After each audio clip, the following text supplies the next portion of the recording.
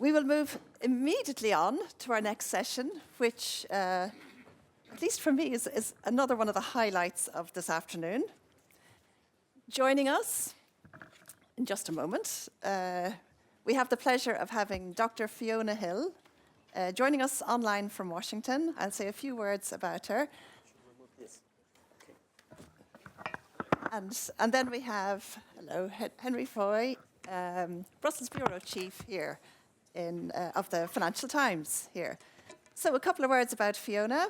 Dr. Hill is a senior fellow in foreign policy at the Centre for the United States and Europe at the Brookings Institution. She's also Chancellor of Durham University in the UK. Fiona has also served as Deputy Assistant to the President of the United States and Senior Director for European and Russian Affairs on the US National Security Council. She has researched extensively and published on issues related to Russia, the Caucasus, regional conflict, but also explored issues such as the link between deindustrialization and political populism. And then, right here, we have Henry Foy from the FT, so our Brussels Bureau Chief here, obviously leading coverage of EU affairs here in Brussels, and the lead writer of Europe Express, the agenda-setting newsletter. Over to you, Henry, and welcome, Fiona. Thank you. Thank you so much. Pleasure to be here. Fiona, good morning, good afternoon in DC. Morning. It's a real treat to have you. You're a giant of the national security world, and right now you are a giant in the room up here in this huge screen, towering over everyone. I mean, basically everything that's happened and is happening right now in global geopolitics either crossed Fiona's desk in the White House or is demanding her attention now. In your research work, and of course with the British government as well. You've seen a lot. I'm sure there's some things you're not allowed to tell us, but please do if you feel free. However, we're not looking back today. We're looking forwards and talking about Europe's future over the next 15 years and where this continent could be in 2040. So really, it's time to get your crystal ball out and to start making these big predictions. You won't be held to them, don't worry. There are three major themes that we're going to try and rattle through: transatlantic relations and what they mean for Europe's defense, economy, etc. How the war in Ukraine is going to reshape Europe's security, and the future of liberal democracy, which the previous panel touched on a little bit. So, Fiona, first up, Trump. Obviously, you worked with him in the first term, which we now think of as a really quaint time.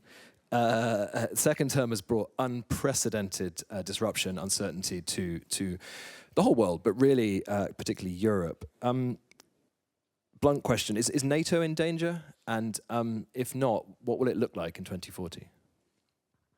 Thanks very much, Henry. And I can see that you're having to turn around, looking back instead of forward in this setup with me in a very big screen. So I apologise. And I'm also very sorry I couldn't be there in person, as that would make it a lot easier to have this conversation. But yes, every question well, perhaps not the answers, however, seems to somehow revolve around Donald Trump these days. And the issue of NATO is obviously uppermost on everyone's mind. We have to remember it's called the North Atlantic Treaty Organization. And in addition to the United States, as it's North Atlantic, there is also other North American participation in NATO, which includes Canada, of course. I know from various discussions just this very week, I was part of another online debate that included Margaret Macmillan, the very famous Canadian professor who's also a professor at Oxford, opining on how much Canada has been shaken by recent events, not least, of course, this ridiculous proposition by Trump that Canada become the 51st state of the United States. And Canada is also, like its European counterparts in NATO, reassessing its relationship with the United States. I mean, I would just like to say that Europe has been in this situation in many times in its very long history. We think about all of the empires that have dominated continental Europe and its periphery, including the United Kingdom from the Roman Empire onwards. that have forced, reassessments, some of those and those debates being lost in time, of course, but reassessments of its position, the need to kind of repurpose and refocus at many different points, create new alliances, create new arrangements. And that's, of course, where we are now. Of course, NATO is not going to be what it was before. There's a lot of debate about creating a European pillar of NATO that will involve in many respects, individual countries of NATO reassessing their own defensive posture. We're seeing that all over the place. I'm sure you've had many of the debates about this in the auditorium. The Baltic states, Finland, Sweden, reassessing where they are. Poland, of course, really beefing up its own defense posture, coming close to 5% of GDP spending and not even under pressure from the United States. And many countries thinking about different collective arrangements. There's the Joint Expeditionary Force, which includes the United Kingdom and all of its Scandinavian, Baltic, and other neighbours. There is, of course, this flurry of bilateral security arrangements with Ukraine that involve a lot of individual NATO countries, and the thinking about coalition of the willing to support Ukraine that also is taking place within some of the NATO frames. And then there's all these individual bilateral security arrangements, the UK and Germany, France and the UK, for example, and many others. So I think we're seeing, again, a refocusing, repurposing of relationships here. And NATO, in the format that it's been up until now, with heavy reliance on the United States, has obviously been in trouble for some period. Let's be frank about this. For more than a decade, there's been a really serious discussion of Europe having to pick up more of its own defence, going back to the Obama period, and for decades beyond before that, in terms of the United States exhorting European allies to do more. But yes, we're in a very different position than we were in the past, and I think this is the key period to make some decisions about where we head. Different NATO for sure, but still a North Atlantic element to all of this. Thank you. Does Trump want Europe to be self-sufficient in defense, do you think? Is he going to give Europe enough time to get there? I mean, this is a decade plus at least, right? I mean, is it really something you think the Americans want Europe to be? I think Trump and the people around him do. They've said it over and over again. It's a different matter, I think, when it comes to European, defence contractors becoming competitive with American defence. I think we're already starting to see some of that. And look, I mean, there's also, I think, the grumblings beginning about, too much dependency on the United States in European defence circles. There's a lot of capacity in Europe. And I'm not sure that the United States is going to really enjoy some of that competition over time. So again, this is going to be quite a fraught process. And we can also see that the United States is pretty keen on intervening in European affairs. So, Europe finds itself and of course, I didn't hear what the speaker said on the last panel, but somewhat sandwiched in a very uncomfortable way between a Russia on the one hand that wants to dominate European affairs and the United States that does too, both in each case for their own interests. Those may be different, but sometimes they may also overlap. I mean, we're in an era where both the United States and Russia, and also China, but obviously not in the European context, are talking about spheres of influence again. Again, an old historic pattern that Europeans have participated in the past in their ways as well, and with their own imperial designs for individual countries, but a very uncomfortable place for Europe to be in someone else's sphere of influence. I mean, also on trade, digital regulation, and on social values, the US is basically trying to tell the Europeans what to do and threaten the continent with consequences. How do you think that will play out in the long run? And from your time in the White House, I mean, was there always this idea that the US could tell the Europeans what to do? Well, there certainly was on the part of President Trump and other people. And look, it's not just been Trump. I would say under the Biden administration and every US administration, there's a sense of Europeans as being vassal states. It's just sometimes more politely laid out than it is at the moment. And I say this with deep regret as somebody who sees themselves as very much a transatlanticist, and obviously as someone who's a dual citizen, UK and US citizen. Often I find myself in very uncomfortable predicaments in observing all of this. I was, I'd great regret about the UK pulling away from Europe in the way that it has. And, I think there's a reassessment going on in the United Kingdom about all these different sets of relationships. But the main point is this is now up to Europeans in whatever political configuration this takes place to reassess these relationships, precisely because in the United States there is still this idea of Europe as being basically an unwashed mass that can be dictated to. And I think people sitting here or there in the auditorium need to reflect upon that. Many of the former Soviet Republic leaders used to say to me, when I was very much focused on that kind of work of relations with Russia, with all of its neighbours in the Caucasus, Central Asia and elsewhere, that Russia thought of them as shadows cast by the vastness of its empire, and I'm afraid that that's how the US looks at Europe as well, as just a shadow or countries that are existing in its shadow. Yeah, maybe we'll just get the awkward bit out of the way. This is two British people having a conversation to Brussels about how America sees Europe. Yes, it is a little embarrassing, but never mind. Do you think in the next 15 years we could see the moment where Europe says enough is enough then, stands up to America and says, look, for all these decades of you treating us like quote-unquote vassal states, it's done, we're going to stand up for ourselves? A sort of a Hugh Grant moment from Love Actually. Another British reference. And it might not be quite so pretty and kind of romantic as that Hugh Grant kind of moment either. Although it will probably also involve a rather strange cast of characters. I'm very confident. So hopefully people are rushing out to watch that movie again to remind themselves of how it all takes place. But look, I think we're getting to that stage already. Greenland was I think a Rubicon that was crossed there, which has concentrated mind certainly in Denmark, but also in Scandinavia, the UK and elsewhere. The Canadian debacle. Remember, Canada is an ally. And again, I'm not sure if there are Canadians sitting there in the audience, but the Canadians certainly see themselves as very much tightly linked to their European counterparts as well. And you've got to remember that, even at the end of World War II, Canada's ties to Europe and also to the United Kingdom, there were still, territorial links to the UK were very close indeed. I think these attacks on the BBC are going to have some consequence. This constant intervention in European political affairs, be it in Germany and elsewhere, this championing of populist leaders that are in, Trump's own likeness, or frankly, close friends of his.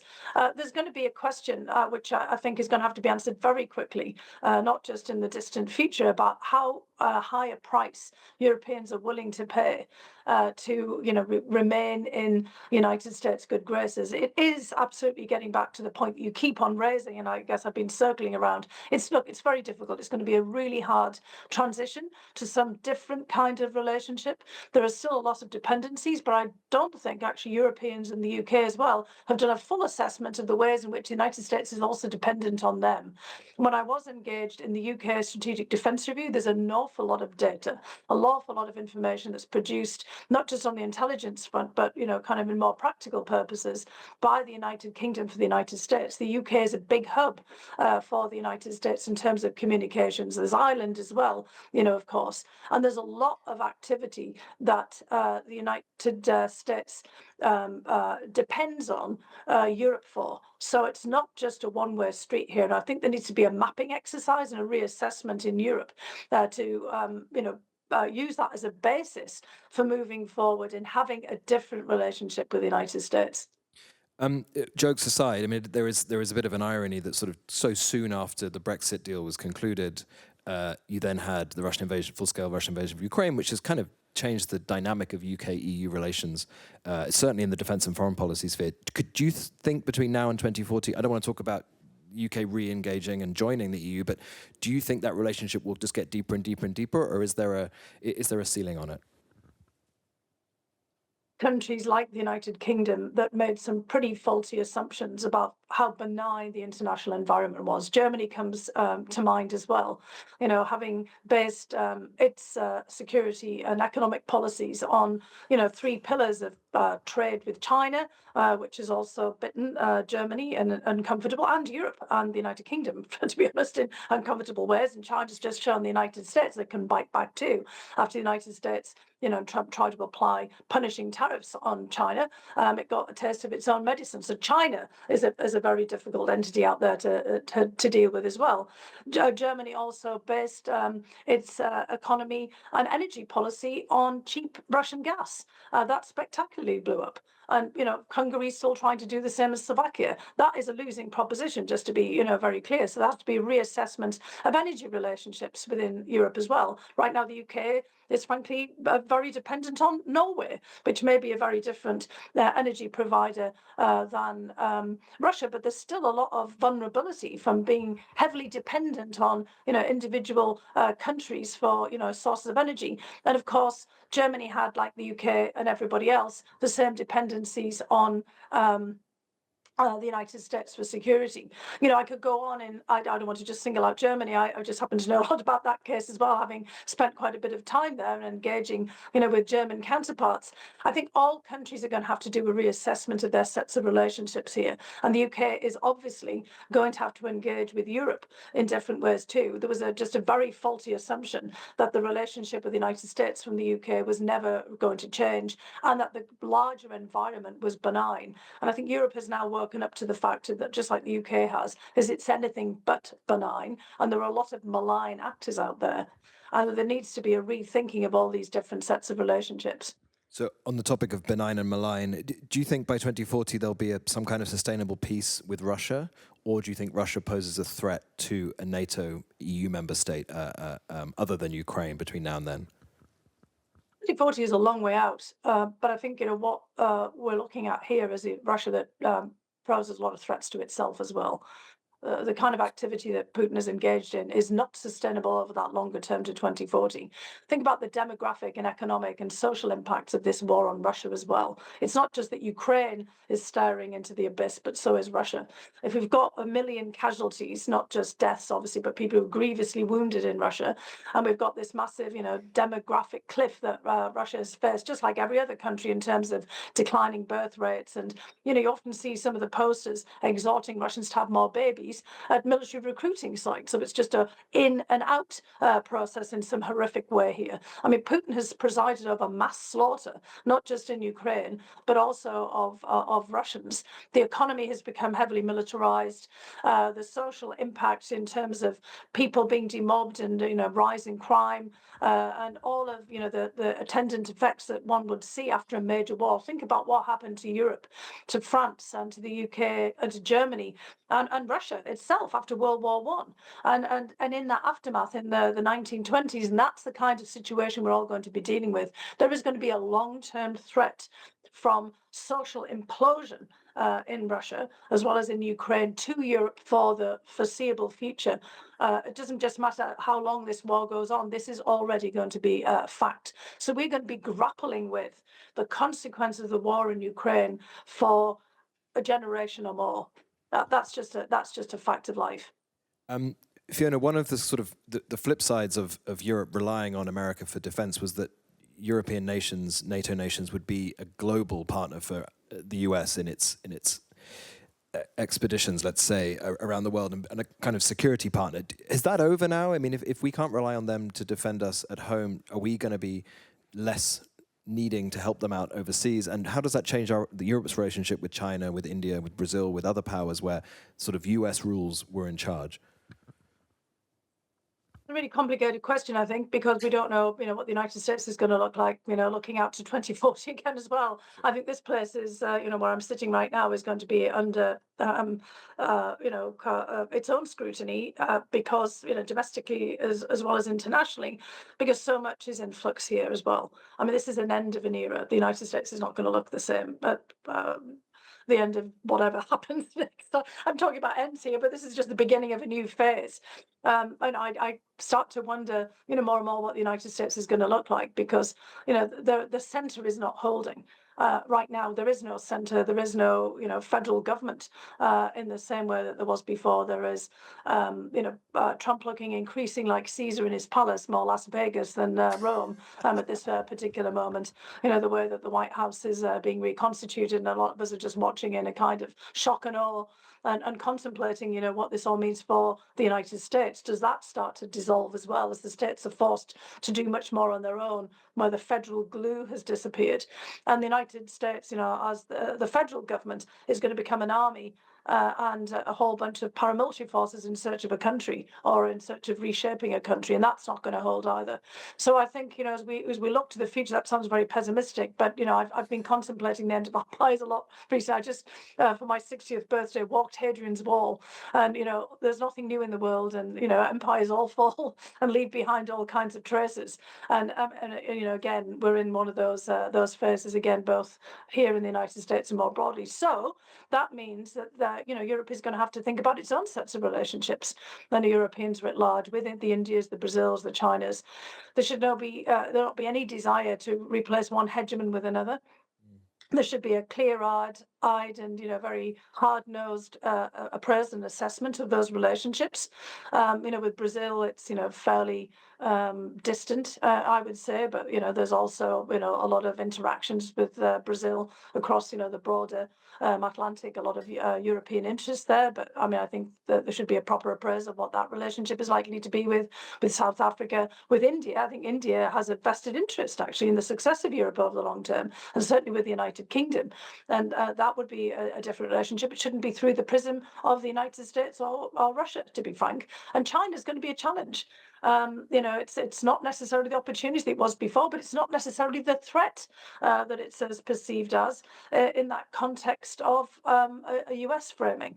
But I don't think Europe should also want to see China forcibly taking Taiwan or any of these other effects that China wants to have in terms of dominating the Asia Pacific. There are interests of European countries and Europe at large in that region that would be deeply and negatively affected by a Chinese hegemonic position there as well. So look, this is a time for reassessment on every front.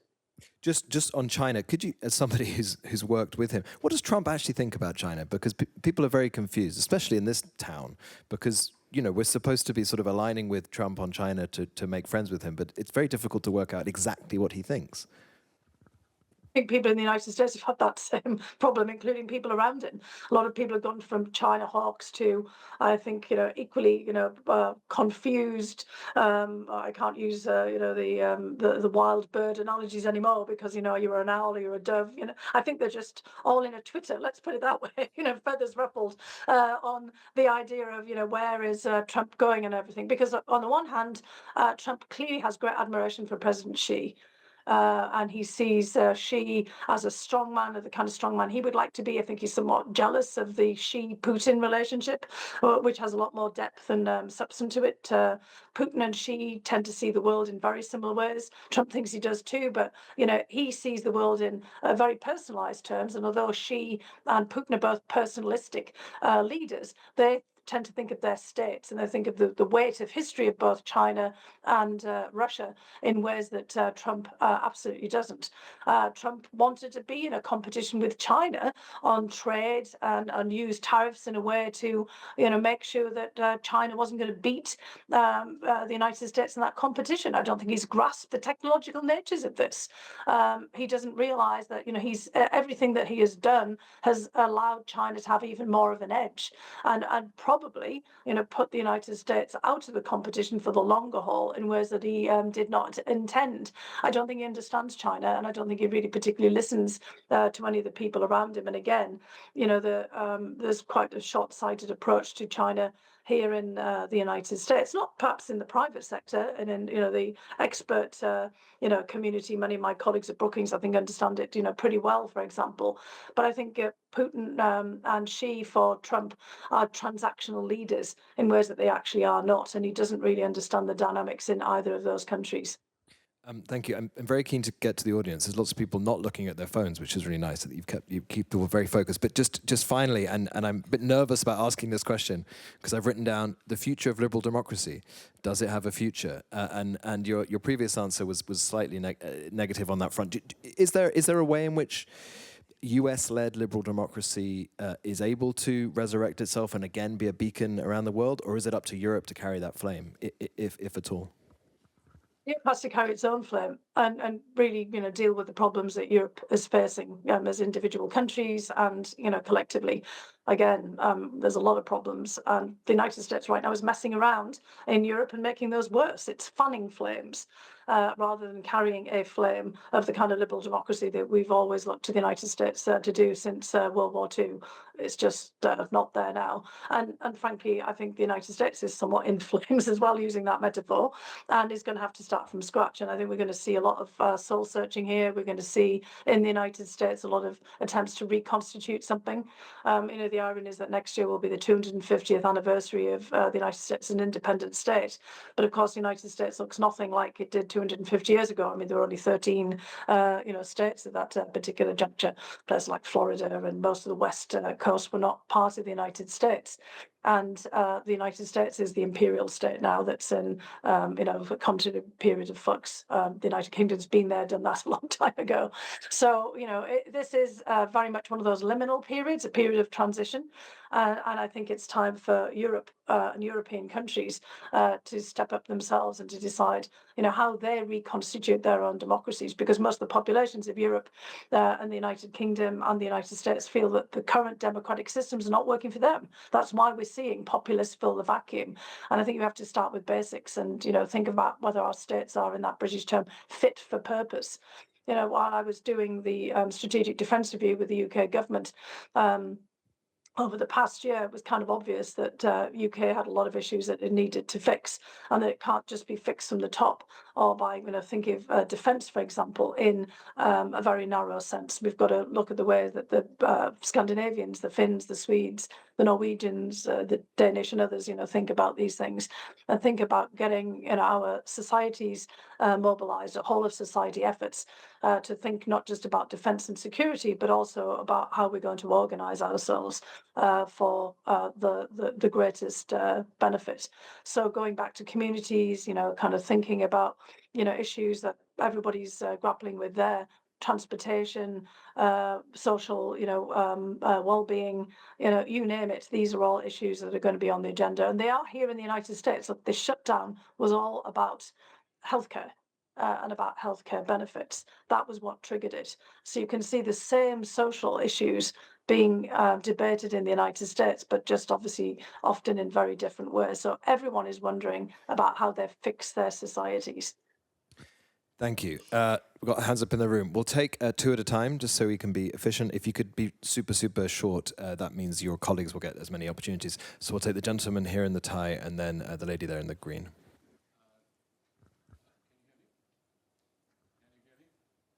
No, I think it's got to go red. Does it have to go red? There you go. Okay, good. Thanks very much. Brilliant conversation. Thanks for focusing it on 2040. It's really helpful as it's Europe towards 2040.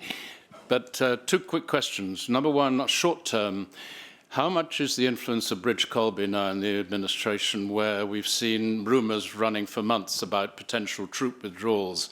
That should have been decided in September, as I understand, but nothing is decided yet. Is there a sense of realism in the White House that this might not be such a good idea at this particular juncture of withdrawing troops, let's say in Estonia or somewhere else? Looking longer term, is it not the case that if the Europeans move up towards the 5% NATO target by 2035, that actually would reassure Americans that you have a transatlantic partnership which is a more unequal kind of a partnership, and therefore much of the future of the transatlantic partnership will depend on us and not just Trump? Very nice, and thank you. The lady in the green. Yes, thank you. Pascal Juncker from Luxembourg. I would like to ask a question about the North and the poles. The Arctic is unfreezing, so there's a lot of appetite for the resources that are hidden up there, and Europe being a resources-poor continent, what are we waiting for having an Arctic strategy in the EU, and what are we waiting for an enlargement not only to the east but maybe to the north? I'm thinking about Iceland and Greenland. Two great questions. Well, three really. Fiona? Thank you very much. I'll try to make sure that I answer all of these. And Henry, if I'm missing something, please prompt me here. Look, in terms of various personalities and people who are in roles at the moment in the US government, I'd want to be very kind of cautious there and not kind of engage in kind of any sort of speculation about individual influences, because ultimately this is a very personalized presidency. And even if people are doing their jobs and have a long-term planning in their current positions that can easily be overrode and frankly also dismissed. I'm not saying there's any rumours of that. I'm just saying that is just the fact that I experienced in the first time around, in that quaint moment, which seems so calm now, of the Trump 1.0 that Henry alluded to. So it's best to look at these, as the second part of your question, in terms of these kind of longer term trends, and focus on them rather than who's in, who's out, and who might be making decisions, because again, there's a lot of caprice here in the actual White House itself. I think we should be still braced and prepared for the possibility of troop withdrawals. That goes back again to the first Trump administration. And that's this kind of desire to reassess the United States posture. And I think the more that Europe picks up its own baton, as you're suggesting, looking out to 2035 and 2040, the better. That spending, of course, of 5%, I mean, I've joked many times that Article 5 is now Article 5%, is symbolically very important.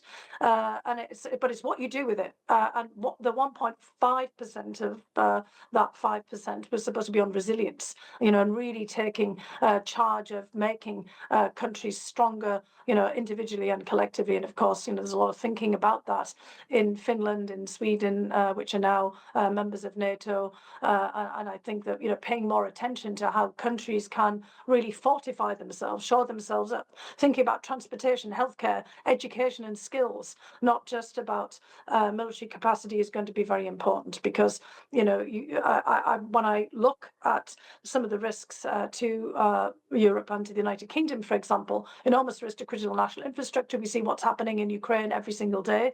And you worry about those vulnerabilities. I was thinking, for example, 70% of UK gas from Norway comes from one pipeline, and the UK is heavily dependent on Norway for gas. So thinking about, critical national infrastructure and how Norway and the UK could work together, or the UK and Belgium, with pipelines and things, for example, under that rubric becomes important. The stronger Europe becomes, the more engaged European countries become with each other within that NATO rubric, thinking about capacity building, thinking about pooling resources for building, for example, constructing an integrated air and ballistic missile defense system, that doesn't really exist right now, thinking about counter drones, not just production of more drones, thinking about how it can deal with emergency medicine and mass casualty events. I mean, no country, apart from perhaps Germany and the Scandinavian countries on their own local scale, can deal with a mass casualty event, for example. All of this is extraordinarily important. So I think, that second part of your question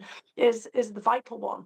The more that Europe can show that it is capable of defending itself and being resilient, the better, for sending a signal to the United States over that long period of time, no matter where the United States ends up, because we don't know where the United States will be, frankly, in 2035 or 2040. And that fits into the second set of questions about the Arctic. It was always very difficult for the European Union to have a broader role on Arctic affairs, because frankly, the members of the Arctic Council were not keen on having, the EU as an entity as part of that. I think what's happened in terms of this menace from Trump about Greenland has probably clarified the importance now for Europeans for paying more attention to Arctic affairs.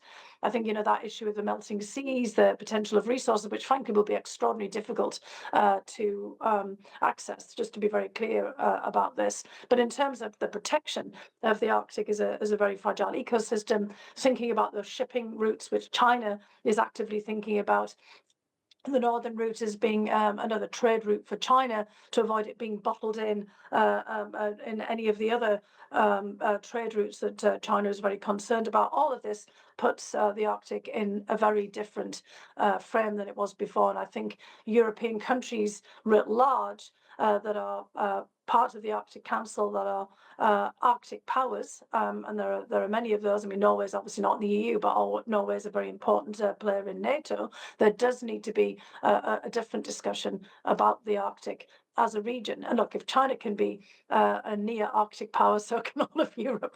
There is that debate as well. And look, other countries like India, Japan, South Korea are also very interested in what happens in the Arctic, as much as a trade route, a sea route is a navigational, from a navigational perspective, and also Canada, obviously, as a major Arctic power. So yes, this is a time for different discussions. There's a lot of interesting research being done on the Arctic, and I think that the Arctic ought to be prioritized in discussions and debates, because it is the frontier that is certainly being discussed by China, and with Russia having militarized its Arctic coastline, and having interests in places like Svalbard, and the role of neutral powers in that space as well should also be discussed. So absolutely, making the Arctic a key area of discussion is important, and fits into that second part of the first question.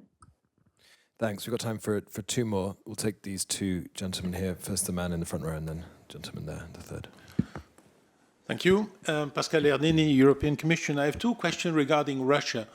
One is to know exactly what Russia wants, in terms of there was no reason to invade Ukraine in the first place whatsoever. There was no threat to Russia from Ukraine nor from any NATO country. So what do they want to prove to the world with this invasion, and will it stop there? And second question about the sanctions. Do you think that's the right way to go? We have adopted 19 packages of sanctions in the European Union. Now the US is following suit with severe sanctions. Will it work, and will it change the course of events? Severe sanctions with loopholes for Hungary, but yes. And Commissioner. Thank you. Also from the European Commission, Manfred Rosenstock. You said that the dependence between Europe and the US is actually mutual, that the UK and France provide vital information to the US as well. And so recently I've heard that France and the UK have threatened to stop sharing information from their secret services with the US regarding the Caribbean, following the US attacks on ships in the Caribbean. Do you think that this would really have an impact on the US? Thank you. Do you get both of those? Those are great questions. Look, in terms of Russia, I mean, you're absolutely right. There was no reason for this invasion. This was very much Putin's own decision. It wasn't intended to be, as we all know, a full-scale war. And even a full-scale occupation. I mean, he never sent in enough troops. It was meant to be what he said it was, a special military operation. It went horribly wrong, because he assumed that Ukraine would be a pretty easy target. He thought this was like 1956, the Soviet Union moving into Hungary, or 1968 into Czechoslovakia. He didn't expect this to be, World War III. And so he absolutely and utterly miscalculated. So there's a question what Putin still wants, because unfortunately, his head's on the line here, and what Russia, writ large wants, which is a more complicated question. Obviously, Putin has great repressive powers that he's built up over time, so it makes it very difficult for Russians who oppose the war and oppose it, quite effectively early on, to really do anything. That effective opposition against the war, was quickly dispelled, because most of the people left. We've got so many of the Russian opposition living in Berlin or London or kind of Lithuania or elsewhere, now. Who are unable to really make any impact in terms of opposing the war. And it's Putin himself who is really the obstacle here. Most Russian popular opinion trends, and as much as we can tell, in the direction of wanting the war to stop, but not wanting to have any consequences imposed on Russia, be it reparations or a reckoning with what they've done. So it's a kind of an end to the war with a Russian victory, however it's loosely described. And I think a lot of Russian technocrats, those around Putin in the government who have been, trying to manage the fallout from the war, be delighted to have it end, but again, would not want to have any negative consequences to befall Russia, be it, reparations or anything else of that nature. So, part of this is trying to basically blunt Putin's ability to pursue the war, which is why sanctions and all the other activity becomes extraordinarily necessary to reduce his ability to pursue the war. I think what Putin is trying to show is that war wins. War wins for him and war wins for Russia, which would be a really disastrous outcome for Europe, because that would create longer term instability and be a dreadful message for global affairs. We've already got a lot of wars in which there seems to be no end, and this would just simply underscore that war has a purpose, particularly if you're ruthless enough and don't care at all about the human, demographic, social, and other economic costs, which Putin honestly doesn't. I think he is in a bind. He can't stop the war, so in a way we have to kind of be able to make it extraordinarily difficult for him to be able to continue it. He can't stop it because the whole economy now is militarized, and it was one thing trying to demilitarize the Russian economy at the end of the Soviet Union in the 1990s, and it's going to be much harder now because so much of the Russian economy has now become, as the FT writes all the time, dependent on the war. So again, you have to take away the ability to pursue it, the revenues, etc., and put on pressure from all sources, from China, from India, from Brazil, from the Gulf states, etc., just to make it more and more difficult to squeeze Putin so he just can't keep continuing.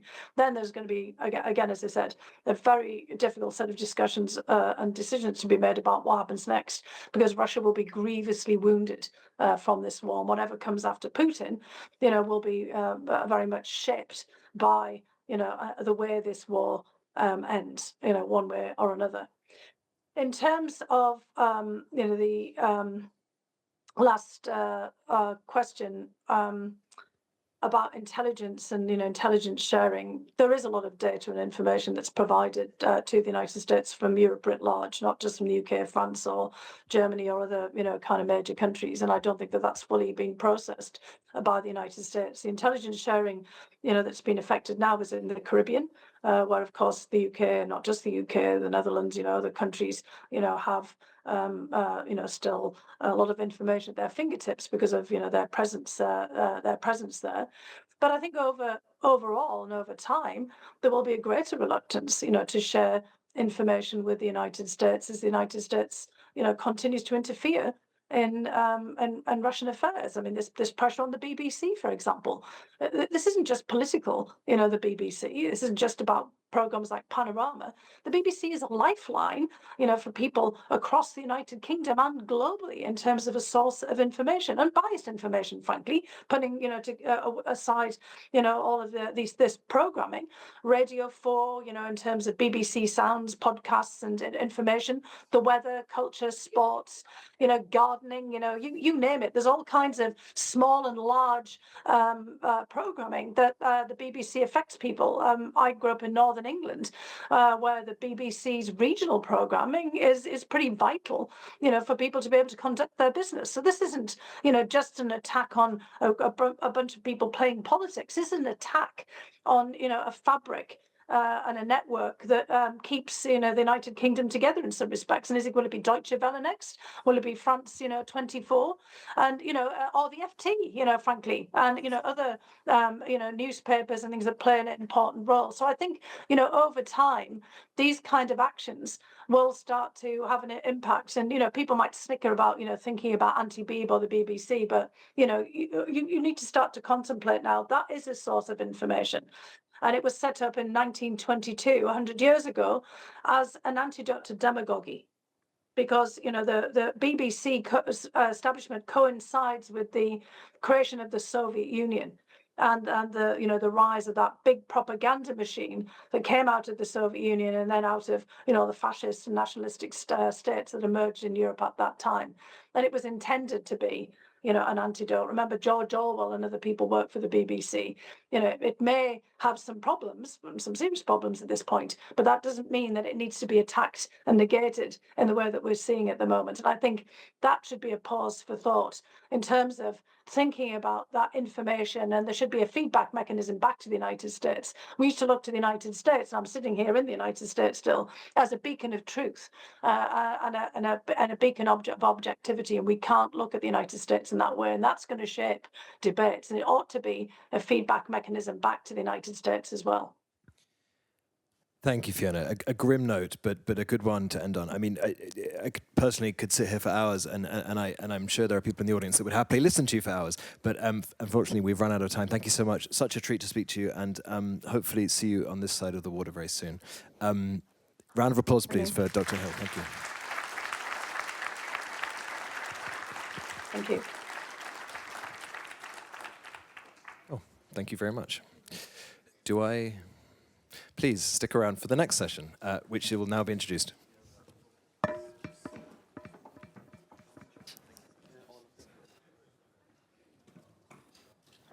So, thanks very much, everybody.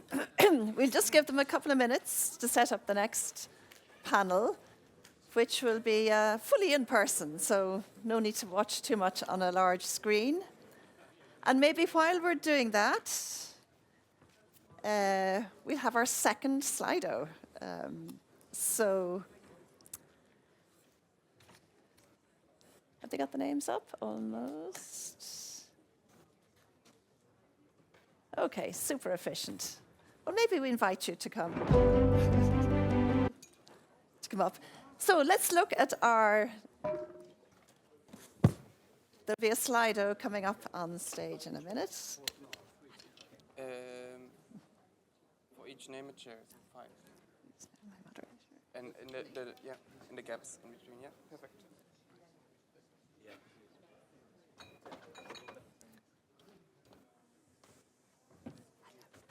So you should have your name. Hi, Pavel, I think you're here. Hi, thanks.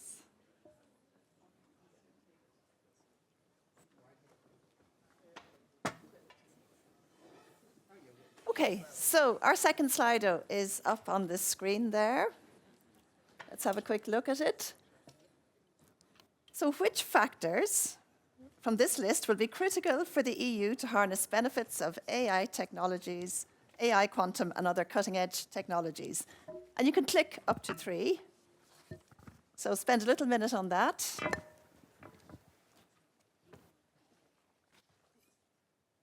Scan the QR code.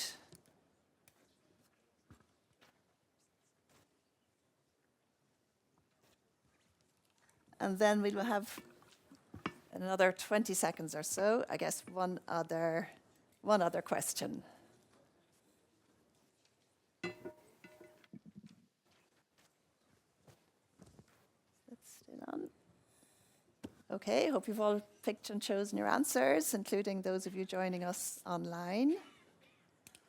Maybe while we're waiting for the next Slido to come up, I shall have the great pleasure of introducing our next panel.